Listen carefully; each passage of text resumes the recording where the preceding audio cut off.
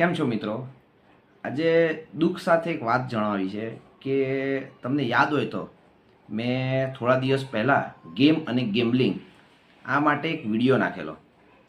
તો એવો જ એક પ્રેક્ટિકલ બનાવ બન્યો છે ગાઝિયાબાદમાં. 3 છોકરીએ એક સાથે સુસાઇડ કર્યું. કદાચ તમને લાગતું હશે કે ભાઈ એમનું કંઈ ભૂત પ્રેતનો કંઈ સાયો હશે, કે ભાઈ એ લોકોને કંઈક પ્રોબ્લેમ હશે એટલે સુસાઇડ કર્યું, કોઈ સોશિયલી ડિપ્રેશન હશે, કંઈક હશે તો સુસાઇડ કર્યું. બટ એવું નથી. આ સુસાઇડ થયું છે ખાલી એક ગેમના કારણે. क्या बोलूं मैं इस पे? क्या बोलूं क्या अब मैं इस पे? मैं कुछ बोल ही नहीं सकता. આ એક કોરિયન ગેમ હતી જેમાં ટાસ્ક કમ્પ્લીટ કરવાના હતા. એમાંનો આ એક ટાસ્ક હતો કે તમારે બિલ્ડિંગ પરથી છલાંગ લગાવવાની છે.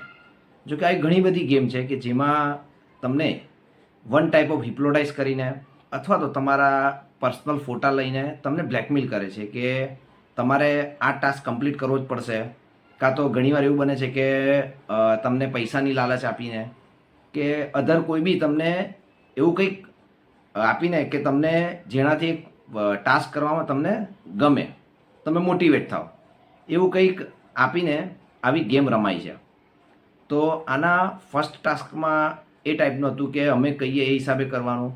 સેકન્ડ ટાસ્કમાં એવું હતું કે તમારે સ્કૂલે નહીં જવાનું, તમારા ફાધર મધર સાથે તમારે વાતો બરાબર નહીં કરવાની. અને આ ત્રણેય બહેનો એક સાથે સૂતી હતી. અને મોટી વસ્તુ એ છે કે ત્રણેય જ બહેનો છો એક સાથે નાહવા પણ સાથે જતી હતી. અને એ સિવાય પણ એક મોટી વસ્તુ એ હતી કે આ ત્રણેય બહેનોએ પોતાના નામ પણ એ ગેમના હિસાબે રાખેલા. અને રૂટીનમાં એ લોકો એટલા બધા હિપ્નોટાઇઝ હતા કે એ ત્રણેય એકબીજાને એક નામથી જ બોલાવતા હતા.